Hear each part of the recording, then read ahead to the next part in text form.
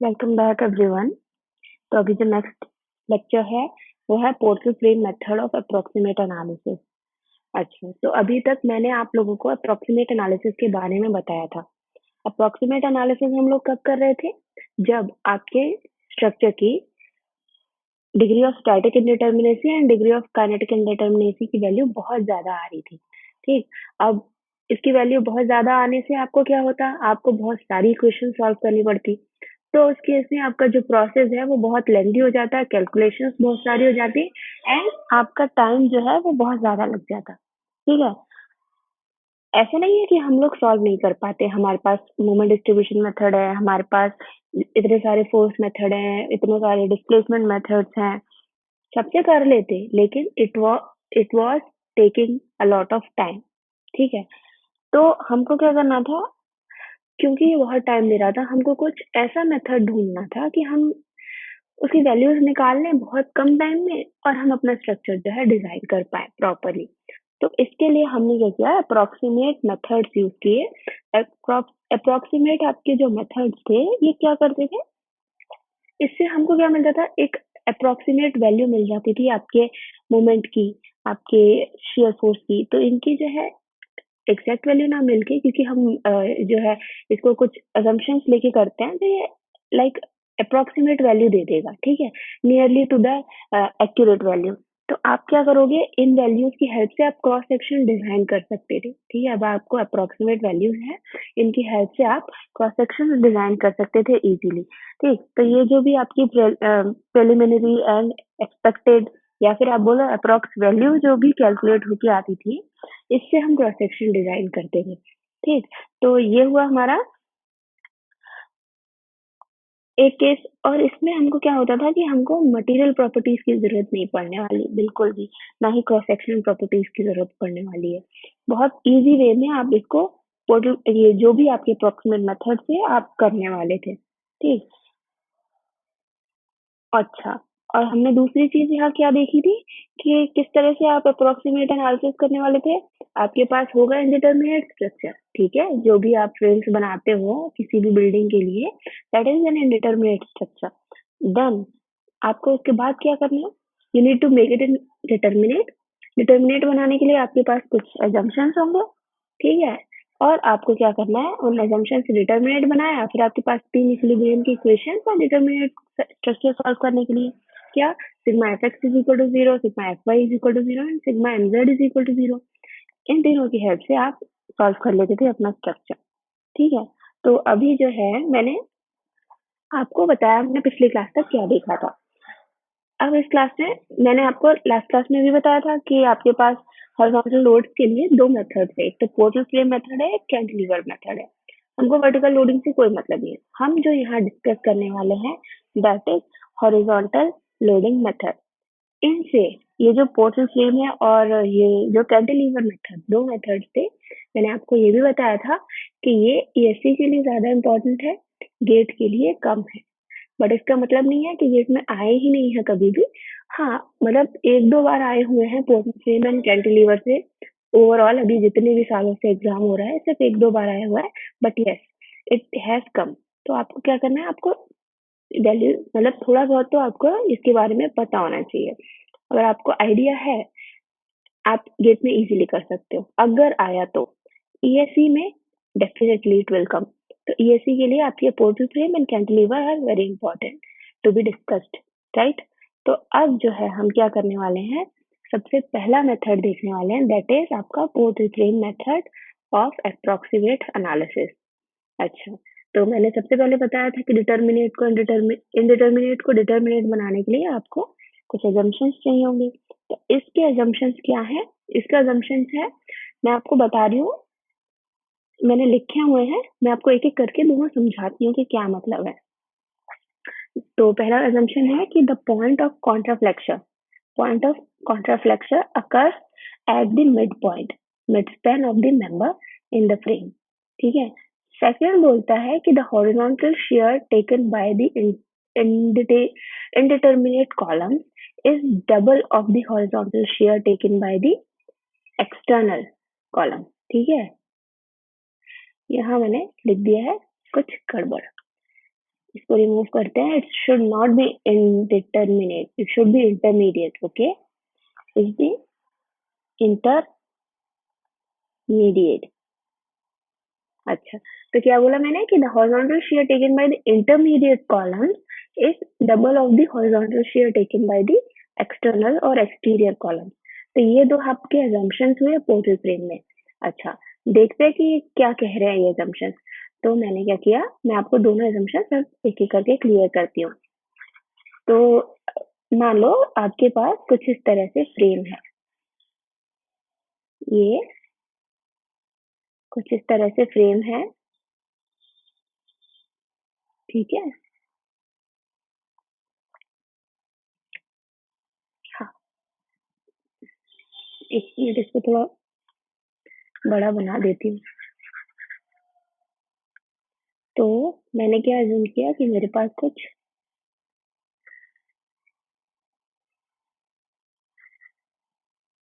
ये फ्रेम है.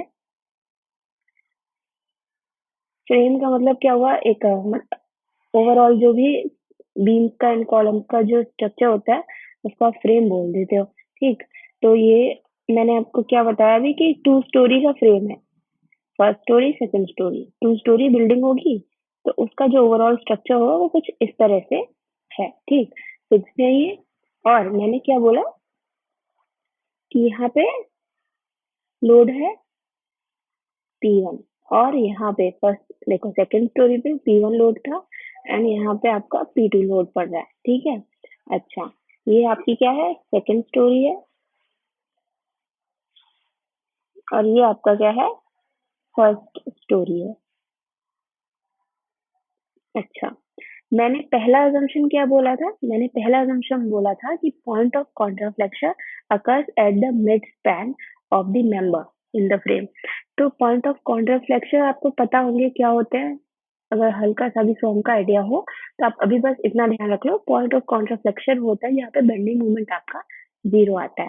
तो मैं क्या बोल रही हूँ कि आपका पॉइंट ऑफ कॉन्ट्राफ्लेक्शन क्या होगा, यहाँ पे इन्होंने पोर्ट्रेट फ्रेम में एज्यूम किया है कि हर स्पैन पे मिड पॉइंट जो है पॉइंट ऑफ कॉन्ट्राफ्लेक्शन होगा. तो अगर ये बीम है तो बीम का पॉइंट ऑफ कॉन्ट्राफ्लेक्शन ये हो गया. ठीक है, ये हो गया. कॉलम का कॉन्ट्राफ्लेक्शन सेंटर ऑफ कॉलम, ये मैं थोड़ा रेड से बना देती हूँ. ठीक है, ये हो गया, ये हो गया. ठीक, और इसका ये हो गया. कॉलम के सारे, कॉलम के सेंटर, बीन्स के सेंटर सभी पॉइंट ऑफ कॉन्ट्राफ्लेक्शन है. मतलब ये क्या देते हैं कि यहाँ पे मोमेंट 0 होता है. मोमेंट 0 का कहाँ होता है, मोमेंट 0 याद है. मोमेंट 0 हम क्या इंटरनल हिंज पे भी मान लेते हैं ना. तो these you can see it as internal hinge. ठीक है, पहला assumption आपको क्लियर है. सेकंड assumption है कि the horizontal shear taken by the intermediate column is double of the horizontal shear taken by the external column. अच्छा, अब देखो ये फ्रेम में ये जो बाहर की साइड है, ये वाला एंड ये वाला, ठीक, ये आपके कहलाते हैं इंटरमीडिएट, वो सॉरी एक्सटर्नल कॉलम और एक्सटीरियर कॉलम. ठीक है, और जो बीच में होते हैं जैसे कि ये है आपका exterior column, sorry intermediate column. ये दो exterior and this is intermediate. अच्छा, ये हुआ. अब मैंने क्या बोला कि जो शेयर है इंटरमीडिएट में डबल लिया जाता है ऑफ द एक्सटीरियर. तो अच्छा, अगर मैंने माना कि यहाँ पे जो शेयर है वो कुछ सेकंड स्टोरी है, ठीक है, तो मैं सेकंड स्टोरी के लिए शेयर का नाम Q2 दे देंगे. ठीक है, एक्सटीरियर में अगर शेयर आपका Q2 है तो इंटरमीडिएट में वही शेयर कितना हो जाएगा, 2Q2. ठीक है, सेकंड फ्लोर का ये हो गया मान लो. ठीक, फर्स्ट फ्लोर का. और अच्छा, ये Q2 है. और मैं एक और चीज बोल सकती हूँ यहाँ पे, अगर मैं ये देखूं इतने इतने स्ट्रक्चर में, तो मैं बोल सकती हूँ कि आपका P1 के बराबर होना चाहिए ये Q2 plus 2Q2 plus Q2. ये सब P1 के बराबर होना चाहिए, इसके ऊपर जो लोड लग रहा है. तो मैं बोल सकती हूँ P1 is should be equal to Q2 plus 2Q2 plus Q2. ठीक है, तो ये हुआ. अब मैं बोल सकती हूँ P1 is equal to 4Q2. हो सकता है, हाँ. तो ये हुआ P1 is equal to 4Q2. अच्छा, ये हो गया. अब अब अगर मैं देखूं, ये आपका सेकंड जो है, सेकंड स्टोरी, फर्स्ट स्टोरी इसमें भी देखो, मैं अगर यहाँ बोलूँ कि ये फर्स्ट स्टोरी है तो ये कुछ Q1 लोड ले रहा हो। एक्सटीरियर अगर आपके Q1 ले रहे हैं शेयर, सॉरी इट्स शेयर, तो इंटीरियर आपको कितना लेगा, इंटीरियर लेगा 2Q1, ठीक है। और मैं यहाँ पे भी बोल सकती हूँ, अच्छा अब ये स्टोरी, ये वाला जो शेयर है, ये स्टोरी कितना अभी कितना लोड ले रही है, ये स्टोरी लोड ले रही है P1 + P2, इसके ऊपर वाली स्टोरी का भी तो लोड लेगी ये, तो ये प्लस ये, तो आप टोटली अभी यहाँ बोल सकते हो P1 + P2 should be equal to Q1 + 2Q1 + Q1, तो आप बोल सकते हो कि P1 + P2 should be equal to 4Q1। तो ये हो गई आपकी एक इक्वेशन, इस तरह से आप सॉल्व करोगे, ठीक। अच्छा, अब देखो, अब ये पूरा जो है ये इस फ्रेम को इस तरह से इधर की साइड धक्का दे रहा है, ठीक है, ये जो कॉलम है। तो आपका सिमिलरली यहाँ पे भी तो अगर शेयर आप लगाओगे तो ये भी तो शेयर लगेगा, कितना, Q2 2Q2 Q2, ठीक है। सिमिलरली यहाँ पे भी आपका सेम शेयर लगेगा, Q1 2Q1 एंड Q1, ठीक है। अच्छा, अब एक और चीज क्या बोल रही हूँ मैं, मान लो ये मैंने जॉइंट के नेम ले लिए, ये मैंने माना कि ए है और ये मैंने माना कि बी है, ठीक है। अब मैं ये बोल रही हूँ कि यहाँ पे मूवमेंट कैसे निकालोगे आप, अप्रोक्सीमेट मूवमेंट कैसे निकालोगे। तो लेट्स सी, लेट्स अज्यूम कि ये हमने मेंबर ले लिया इसका अलग से ए बी, ठीक, ये इसका है पॉइंट ऑफ कॉन्ट्राफ्लेक्शन, ठीक है। अच्छा, यहाँ लग रहा था क्या, Q2 लग रहा था, यहाँ लग रहा था Q2। अच्छा, लेंथ कितनी थी, ये हाफ पे पॉइंट ऑफ कॉन्ट्राफ्लेक्शन आता है, तो L/2, और सिमिलरली यहाँ पे मैं बोल सकती हूँ L/2। तो ये क्या देगा, अगर मैं बेंडिंग मोमेंट देखूँ तो बेंडिंग मोमेंट, अच्छा मान लो, अब देखो ये पॉइंट ऑफ, मैंने क्या बोला कि एज अ हिंज भी काम कर सकता है, यहाँ पे ये एज अ हिंज भी काम कर सकता है। तो आप क्या करो, आपको क्या करना है कि अगर वैल्यूज निकालनी है, राइट, तो आप सिर्फ इतना पार्ट ले लो, ठीक, सिर्फ इतना ले लो, ये लोड लग रहा है P1, आप सॉल्व कर लो।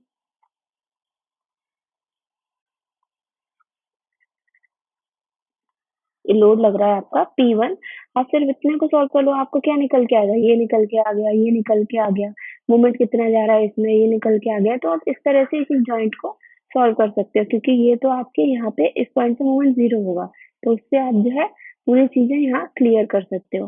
तो ये हुआ आपका एक चीज, ठीक है, मैंने ये डिस्कस करा। अब मैं ये बोल रही हूँ कि मुझे मोमेंट निकालना है, मोमेंट डायग्राम बनाना है, तो मैं कैसे बनाऊंगी, मैं बनाऊंगी, अब ये पॉइंट ऑफ कॉन्ट्राफ्लेक्शन था आपका यहाँ कहीं सेंटर में, ठीक। तो मैं अगर मूवमेंट देखूं तो ये क्या है, ये इस पूरे एरिया में Q1 लोड लग रहा है, तो Q1 × L/2 मैक्सिमम क्या होगा, Q1 × L/2 ही तो मूवमेंट होगा, फोर्स इंटू डिस्टेंस। तो आप ऐसे कर सकते हो, Q1 ×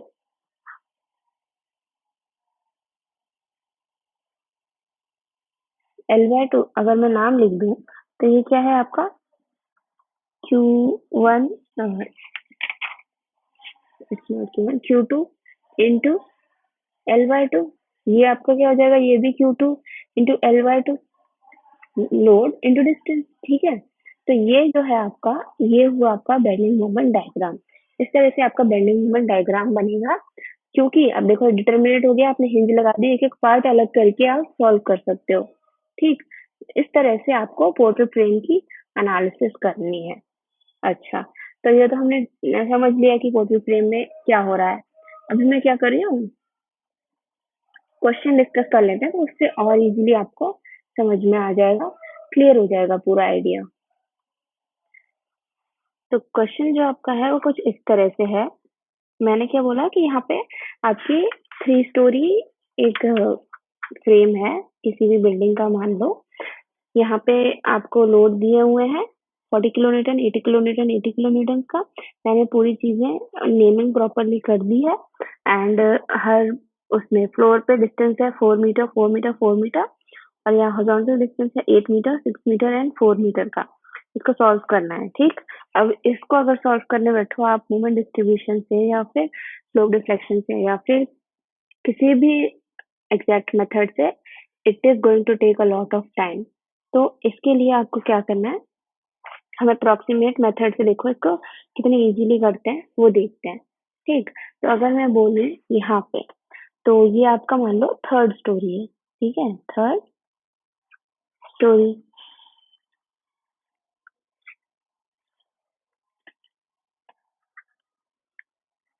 ठीक, ये आपका है सेकंड स्टोरी एंड ये है आपका फर्स्ट स्टोरी। ठीक है। अच्छा, जो वर्टिकल जो होते हैं फ्रेंच में वर्टिकल जो भी आए आपका प्लेटफॉर्म वो थर्ड स्टोरी स्टोरीज कहलाता है। ठीक, third story, second story, first story. इसी तरह से हॉरिजॉन्टल जो है आपका वो आपका कहलाएगा बे। ठीक है, तो ये आपकी फर्स्ट बे हो गई, ये आपकी सेकंड बे है और ये है आपका थर्ड बे। तो यहाँ पे तीन बे हैं, तीन स्टोरी का ये फ्रेम है। अभी आपको क्या करना है, जैसे कि हमको पता है कि हमको क्या मिलेगा यहाँ पे, आपको पॉइंट ऑफ कॉन्ट्राफ्लेक्शन जो है सेंटर में मिलेंगे। तो मैंने सबके सेंटर ले लिए और यहाँ पे आपके पॉइंट ऑफ कॉन्ट्राफ्लेक्शन मिलेंगे। ठीक है, ये हमने ले लिया, कुछ इस तरह से सेंटर पे मिलेंगे। तो हमने सबका सेंटर पे, ये पहला था आपका अजम्पशन जो कि हमने बता दिया। एंड देन अब ये क्या बोलेंगे कि शेयर जो है आपका, शेयर किस तरह से डिस्ट्रीब्यूट हो रहा है। यहाँ पे अगर मैं थर्ड स्टोरी है तो मैं Q3 लिख रही हूँ। ठीक है, ये भी। अच्छा, यहाँ का देखो, आउटर का देख लेते हैं। सबसे पहले Q3 लेगा। अब इंटरमीडिएट क्या लेते हैं, 2Q3 लेते हैं, 2 टाइम्स देंगे। मैं लिख दिया 2Q3। ठीक, अब इसी का ऑपोजिट यहाँ पे Q3, 2Q3, 2Q3 and Q3। ठीक है, सिमिलरली अगर मैं सेकंड स्टोरी का भी लिख दूं तो मैं यहाँ पे क्या लिखूंगी, Q2 बोलूंगी सेकंड स्टोरी के लिए। एक्सटर्नल पे तो सिर्फ Q2 लगेगा, इंटरनल पे आपका क्या हो जाएगा, 2Q2, 2Q2। ठीक है, अब इसके ऑपोजिट डायरेक्शन में आपका शेयर यहाँ लग जाएगा Q2, 2Q2, 2Q2, Q2। ठीक है, अब मैं क्या बोलूँ कि इसी तरह से थर्ड स्टोरी में आपका क्या लग जाएगा, यहाँ पे मान लो ये फर्स्ट स्टोरी है तो Q1, एक्सटर्नल में Q1 एंड आपका इसमें आपका 2Q1, इंटरमीडिएट में 2Q1। सिमिलरली ऑपोजिट में आपका ये Q1 लगा, ये आपका 2Q1, 2Q1, Q1। तो आई होप इतना तो क्लियर होगा आप लोगों को कि ये किस तरह से लगाए हैं मैंने। ठीक, अब मैं क्या बोल रही हूँ, मैं एक एक स्टोरी के लिए वैल्यूज निकालती हूँ। तो मैंने ये आपको पता चल गया है फर्स्ट स्टोरी एंड और बेसिस के बारे में।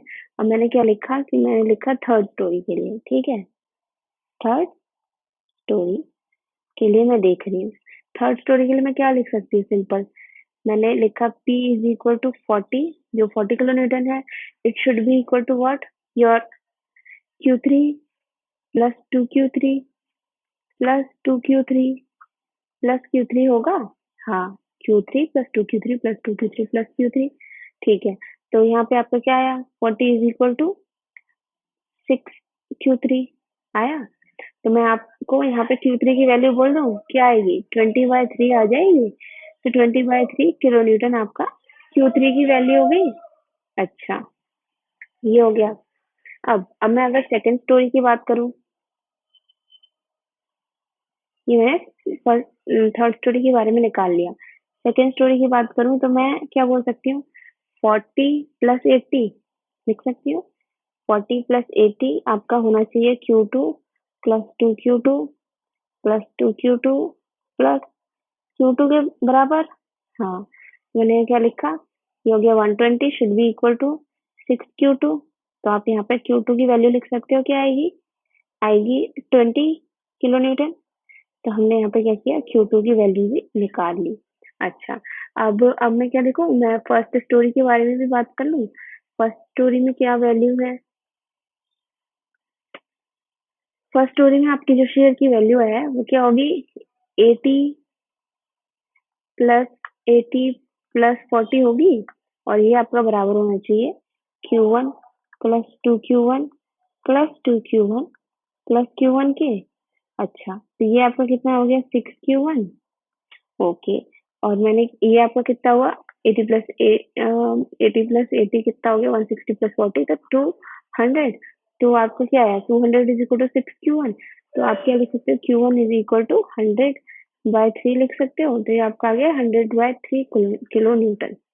अच्छा, तो मैंने यहाँ क्या देखा, मैंने वैल्यूज निकाल ली Q1 की, Q2 की एंड Q3 की किलो न्यूटन में। अच्छा, अब मैं क्या करूँ, अब मैं आपको ना एक टेबल बना के बताती हूँ। उस टेबल में हम जो है पूरा जो हमने डेटा निकाला है उसको फॉर्म कर लेते हैं। ठीक, तो मैंने बोला कुछ इस तरह से।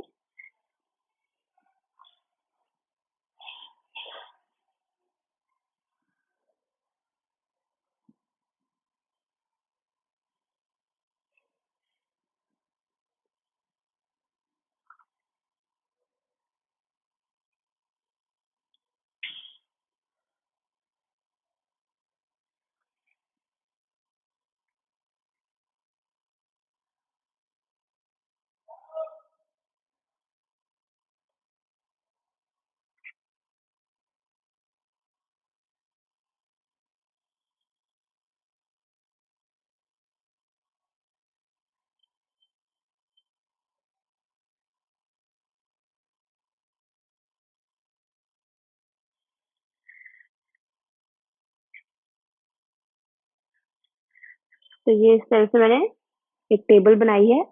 अब मैं यहाँ वैल्यूज लिख देती हूँ। तो हमारे पास है स्टोरी, ठीक है, स्टोरी। यहाँ पे आपका है हॉरिजॉन्टल शेयर,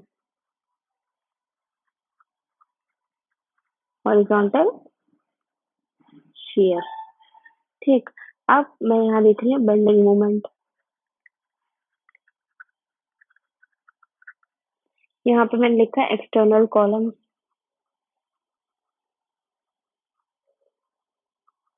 यहाँ पे इंटरमीडिएट कॉलम।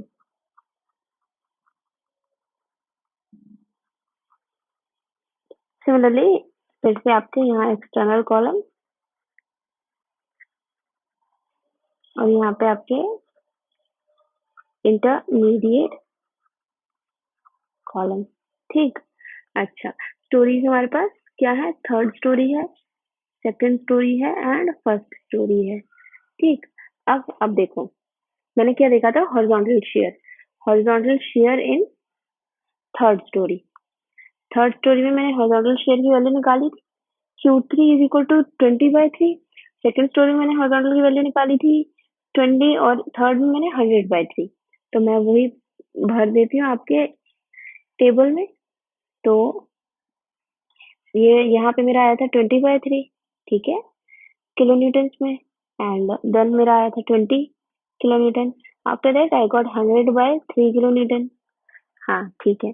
इंटरमीडिएट में क्या था, इंटरमीडिएट में डबल होता है, तो मैंने क्या लिखा 20 का double 40/3 kilo Newton, 40 kilo Newton and 200/3 kilo Newton. ठीक है, अब बेंडिंग मूवमेंट्स क्या होंगे, बेंडिंग मूवमेंट्स देखो, आप बेंडिंग मूवमेंट्स के लिए क्या करो, सिंपली हमने देखा था ये Q3 इंटू डिस्टेंस हो जाएगा। तो अगर मैंने बेंडिंग मोमेंट निकाला तो मैं लिखूंगी Q3 इंटू L/2। ये मैंने देखा था, तो मेरा कितना आया था, मान लो Q3 है आपका 20/3, L/2 आपका कितना होगा, मैंने दिया 4 तो ये हो गया 2।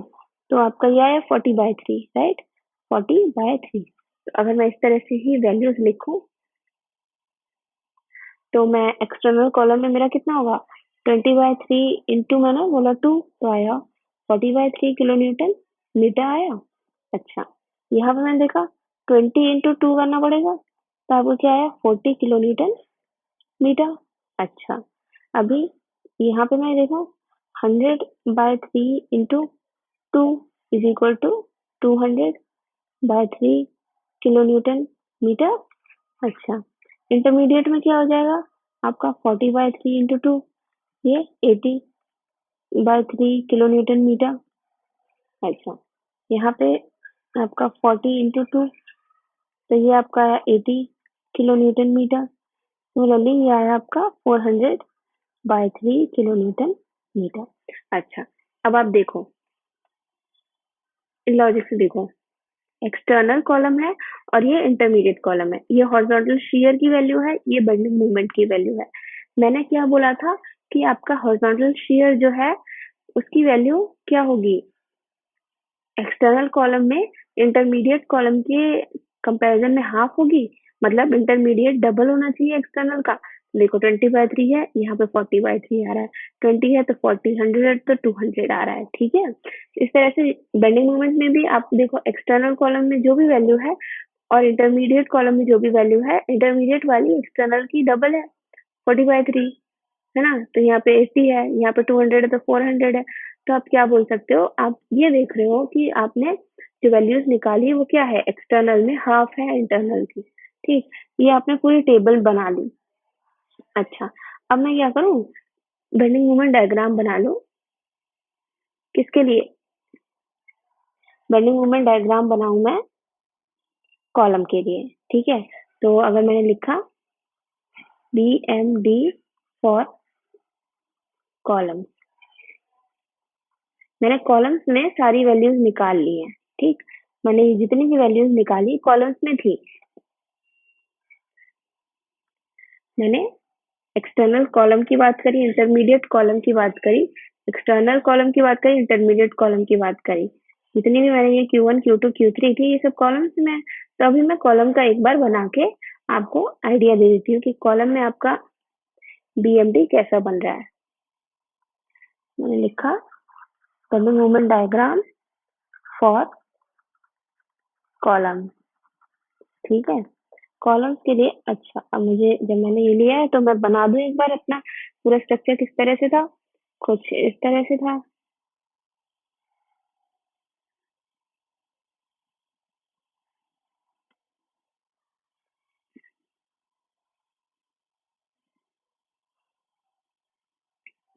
ये है आपका third story, second story and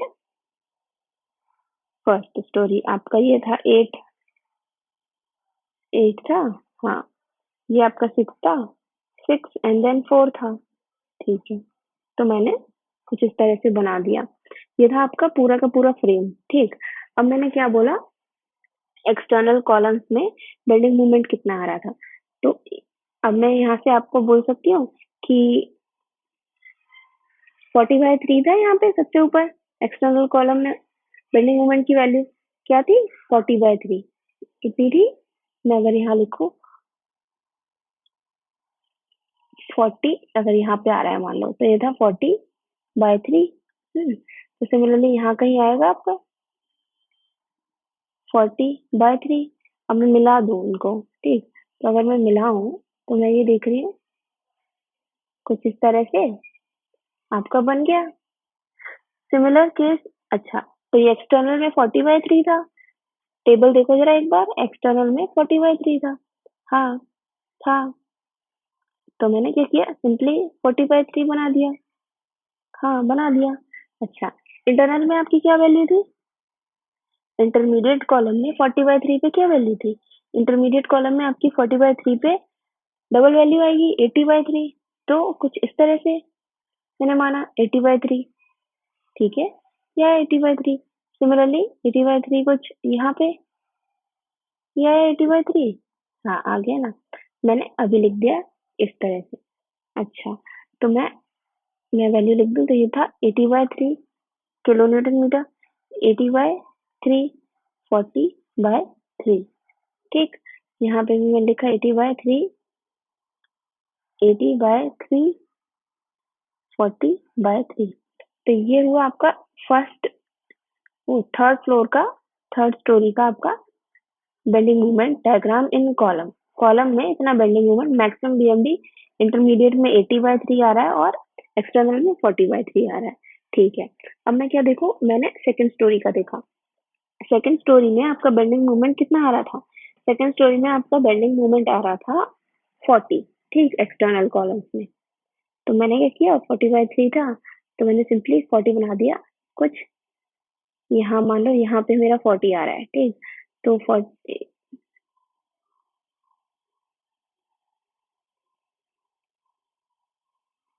कुछ इस तरह से मेरा 40 आया, ठीक है? अच्छा, तो यहाँ पे 40 का डबल 80 है, तो मेरा मान लो कुछ इस तरह से है, ठीक? मैंने यहाँ किया 40 का डबल 80, ठीक? यहाँ पे भी आपका 40 का डबल 80। अच्छा, यहाँ पे आपका फिर से 40, तो मैंने लिखा ये 40। ओके, ये हो गया। अब मैं इसको वैल्यूज लिख दूं इसकी ढंग से। तो ये था आपका 40, 80, 40, 80 है ये, और ये है 40, 40, 80, ठीक, 80 एंड 40। हैच कर दूं तो ये है आपका BMD की value in second story column, ठीक? ये मैंने किया। अच्छा, ये हो गया। अब मैं थर्ड स्टोरी का देखूं। थर्ड स्टोरी में मेरा आउटर पे कितना था, एक्सटर्नल पे 200/3 था, ठीक? हाँ, 200/3 था। तो मैंने क्या देखा, मैं आपको पहले ये बता देती हूँ, ये सब पॉइंट ऑफ कॉन्ट्राफ्लेक्शन है, ठीक? सेंटर, सेंटर किसी भी तरीके से आपका ये है, ठीक? तो मैंने क्या बोला, 200/3 था आपका।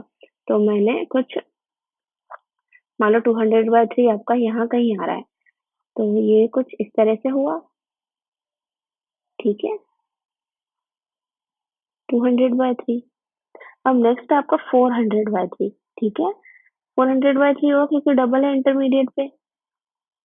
तो मैंने क्या देखा, मेरी वैल्यूज आ रही है 400/3। सिमिलरली यहाँ पे मैं बोल सकती हूँ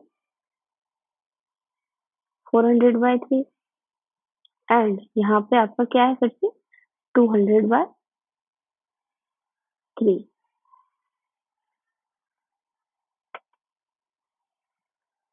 तो मैंने ये लिख दिया। मैं वैल्यूज लिख लूँ तो ये था आपका 200/3, 200/3, 400/3, 400/3, 400/3, 400/3, 200/3 एंड 200/3। हैच कर दिया मैंने। ये है मेरी बेंडिंग मोमेंट डायग्राम की value in external and internal columns in first floor, ठीक है? तो ये है आपका कुछ इस तरह से BMD। आपने कॉलम्स में बेंडिंग मोमेंट निकाल लिया यहाँ पे। अच्छा, अब मैं क्या करूँ, मैं बात कर रही हूँ बीम्स में बेंडिंग मोमेंट की। मैं बात कर रही हूँ, कॉलम्स में निकल गया मेरा, मैं मेरे को अब चाहिए कि मेरे को बीम्स में निकालना है। तो मैंने देखती हूँ मैं अब कि मूवमेंट मूवमेंट्स इन बीम, ठीक? अच्छा, इसमें जाने से पहले आप ना एक चीज आपको पता होनी चाहिए, इक्विलिब्रियम ऑफ जॉइंट। ये आपको फर्स्ट ईयर में ही पढ़ाया जाता है इंजीनियरिंग मैकेनिक्स में, इक्विलिब्रियम ऑफ जॉइंट, ठीक है? तो अगर मैं मानूं ये मेरा कोई जॉइंट है, ठीक? इस जॉइंट से इस डायरेक्शन में एक मूवमेंट जा रहा है और एक इस डायरेक्शन में मूवमेंट जा रहा है। मैंने माना यहाँ मूवमेंट है A, ठीक है? यहाँ मूवमेंट है B, ठीक? यहाँ पे आपका मूवमेंट है C, यहाँ पे आपका मूवमेंट डाउनवर्ड डायरेक्शन में D। तो मैंने क्या बोला, राइट साइड में A मूवमेंट जा रहा है, लेफ्ट में B, upward C and downward D। अगर आपका ये जॉइंट इक्विलिब्रियम में रहना है, मतलब इस जॉइंट को यही रहना है, ठीक? It should be in equilibrium. उसके उसके लिए आपकी क्या कंडीशन होनी चाहिए, उसके लिए आपकी कंडीशन होनी चाहिए कि देखो, राइट और लेफ्ट में जितना खींच रहा है उतना ही ऊपर और नीचे भी ये जो है मूवमेंट लगे। तो आपका क्या होगा, A+B should be equal to C+D। ये आपको कैसे आता है, sigma mz is equal to 0 कर दो तो आपका ये वैल्यू आ जाती है, ठीक है? Sigma mz is equal to 0 करो तो इसकी वजह से, इसको इक्विलिब्रियम में रखने की वजह से आपका क्या होगा, जो भी हॉरिजॉन्टल में मूवमेंट्स लग रहे हैं वो इक्वल होने चाहिए जो भी वर्टिकल में मूवमेंट लग रहा है, ठीक? तो ये है आपका मूवमेंट्स इन बीम के लिए एक इक्विलिब्रियम की कंडीशन जो आपको मालूम होनी चाहिए। अब और आगे बढ़ते हैं। तो ये कंडीशन हमने पता कर ली। अब मैं क्या बोल रही हूँ, जॉइंट। अब मैं देख रही हूँ कि थर्ड स्टोरी में मैं चीजें निकाल रही हूँ अब। अच्छा, मैंने क्या बोला, इससे पहले वाला पेज देखते हैं। देखो, मैंने क्या बोला, मैंने ये बोला कि मेरा, मान लो ये क्या था, जॉइंट था। मैंने इसका नाम दिया था डी, राइट, इसका नाम था सी। ठीक है, मैंने क्या बोला था, और यहाँ पे लोड लग रहा था आपका कहीं P1, जो भी लग रहा था उसकी वैल्यू थी। ठीक, मैं क्या बोल रही हूँ, अब ये डी भी तो एक जॉइंट हुआ, राइट। अब इस जॉइंट का इक्विलिब्रियम में, अब ये जो इक्विलिब्रियम की कंडीशन मैंने बताई, वो ही आप यहाँ अप्लाई करोगे, और बीच में, सारे बीच में आप मोमेंट्स निकालोगे। ठीक, कैसे निकालोगे, देखो मैंने जॉइंट ले लिया डी। ठीक है, जॉइंट डी पे अब मैं क्या बोल रही हूँ कि जितने भी हॉरिजॉन्टल मूवमेंट्स हैं should be equal to vertical movement. ठीक है ना। अच्छा, तो वर्टिकल मूवमेंट क्या है, वर्टिकल में मैक्सिमम आ रहा है 4/3। ठीक, तो अगर मैं लिखूं, तो वर्टिकल में 4/3, it should be in horizontal. तो हॉरिजॉन्टल में कितना, ये एच है। तो अच्छा, अब मैं लिख के बताऊं आपको, तो देखो मैं क्या बोलूंगी, simply movement in DC, D C vertical में जितना था, ये आपको कितना होना चाहिए, it should be equal to movement in C D, C D में होना चाहिए, और जो था हमारा 40/3 किलो न्यूटन मीटर। अच्छा, ये था हमारे पास। ओके, अब मैं क्या बोल रही हूँ, इक्विलिब्रियम से मेरा क्या होना चाहिए, आपका मूवमेंट इन डीएच, मतलब जो हॉरिजॉन्टल में मूवमेंट आ रहा है, किसके बराबर होना चाहिए, मूवमेंट इन डीसी के बराबर होना चाहिए। अगर मैं इक्विलिब्रियम ऑफ जॉइंट देखना चाहूँ, हाँ होना चाहिए। तो फिर तो ये 40/3 किलो न्यूटन मीटर आ गया। अच्छा, अब अगर मूवमेंट इन डीएच पता चल गया आपको, ठीक, तो सेम आपका एच डी में लगेगा। तो मूवमेंट एट एच डी आपका निकल के आया, should be equal to movement at D H, it should be equal to 40/3 kilo newton metre. तो ये आपकी वैल्यू आ गई मूवमेंट की एन एच डी। ठीक, अभी थर्ड स्टोरी की बात चल रही है मेरी। ठीक है, थर्ड स्टोरी की बात चल रही है। सिमिलरली ये हमने कब देखा, ये हमने देखा जॉइंट डी पे। अच्छा, थर्ड स्टोरी में मैं अब जॉइंट पी पे देख लूं। जॉइंट पी कौन सा था, ये एक्सटर्नल वाला, फिर एल, और फिर ये है एच। ठीक है,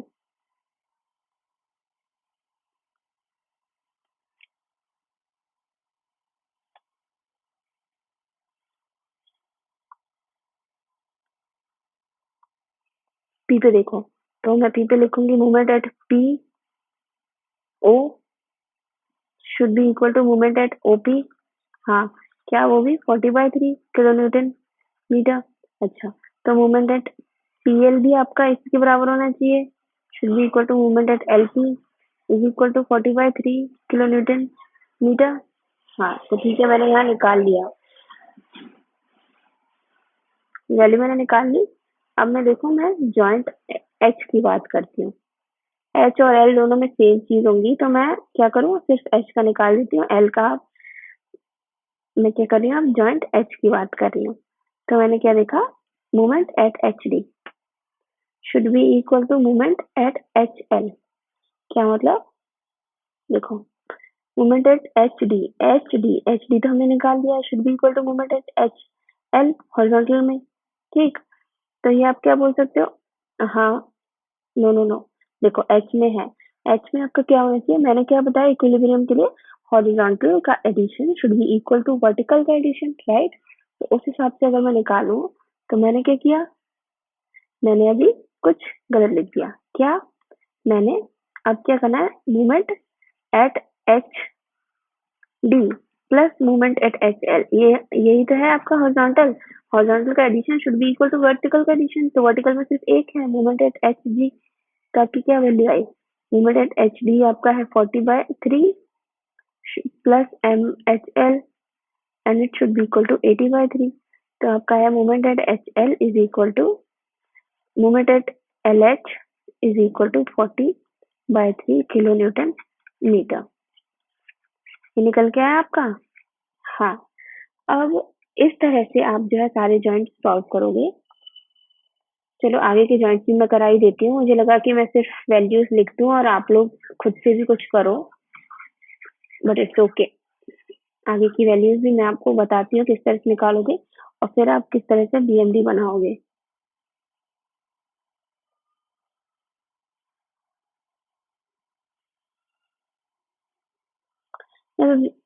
वेट करो, अब मैं क्या कर रही हूँ, सीधे बीएमडी बनाती हूँ और मैं वैल्यूज निकालती हूँ। अगर मेरे को और टाइम लगा तो मैं आपको वैल्यूज निकाल के दिखाऊंगी, वरना यहीं पे ही बीएमडी का डायग्राम बना के BMD for the lecture and करती हूँ और आप लोग खुद से ट्राई करो कि आपसे वैल्यूज निकल रही है कि नहीं।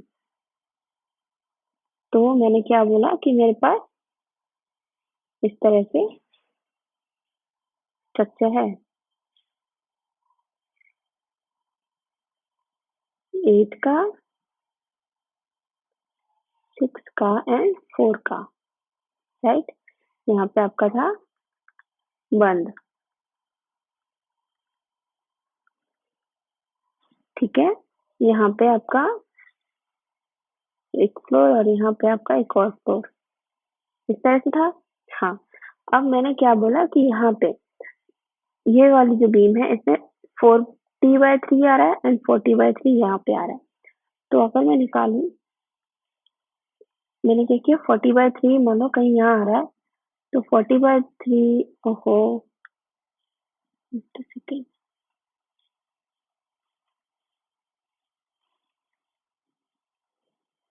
अच्छा, मैंने क्या बोला, यहाँ पे मान लो 40/3 है, तो कुछ इस तरह से हमारा ये आया, मैंने यहाँ लिख दिया। अच्छा, ये 40/3 है। इंटरमीडिएट में मतलब अपर में यहाँ पे क्या आ रहा था, ये भी आपका 40/3 ही आ रहा था,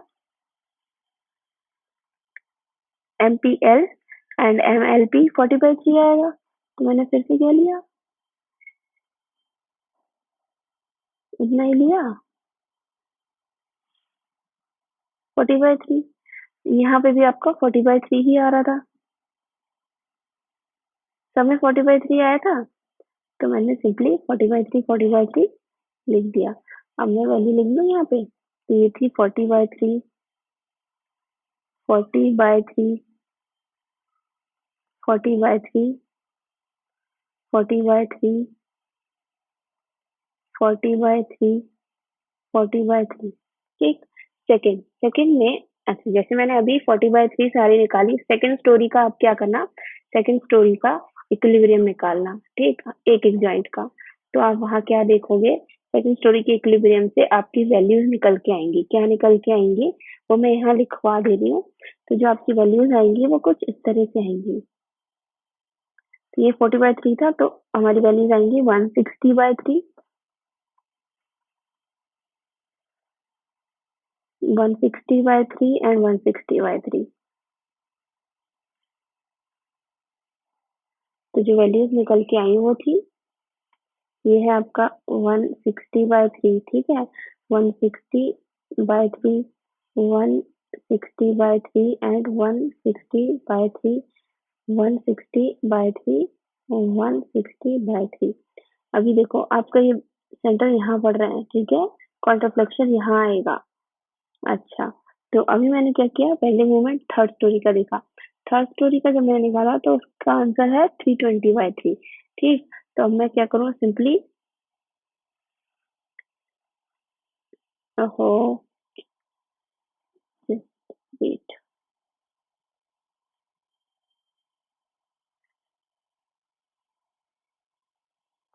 तो मैंने क्या किया, मैंने वैल्यूज ले ली कुछ इस तरह से,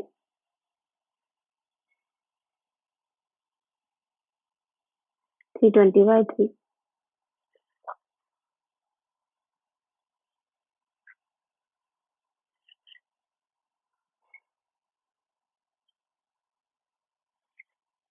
तो अगर मैं लिख दूं तो ये था हमारा 320/3, 320/3, 320/3, 320/3, 320/3, 320/3। तो इस तरह से ये जो है हैश्ड पार्ट, ये है आपका बेंडिंग मोमेंट ऑफ बीम, ठीक है। तो ये आप निकालोगे, इस तरह से आप सॉल्व करने वाले हो आपका पोर्टल फ्रेम मेथड। ठीक, ये हुआ आपका बेंडिंग मोमेंट ऑफ बीम, और इससे पहले मैंने बेंडिंग मोमेंट ऑफ कॉलम निकलवा दिया है। अगर मैं इसको भी हैच कर लूं तो फाइनल मेरा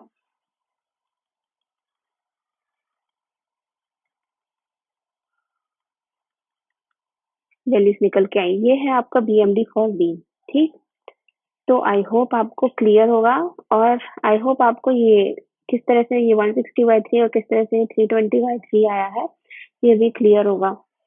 नहीं है तो मैं छोटा सा बता देती हूँ, फालतू में फिर आप लोग कंफ्यूज ना हो जाओ। मैंने क्या किया, सेकंड में बहुत शॉर्ट में बता रही हूँ। जैसे ये था ए, ये था बी, ये था सी, ये था डी। तो मैं जॉइंट सी के लिए बता रही हूँ।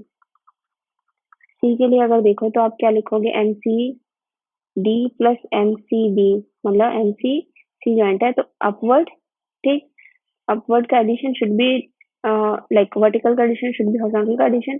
वर्टिकल का एडिशन है M C D plus M C B should be equal to horizontal. Horizontal तो एक ही तरफ मेंबर है, कौन सा, एन सी, और यहाँ पे आपका है ये जी है। ठीक, डी ई एफ जी। ठीक, तो जी है तो मैंने लिख दिया जी।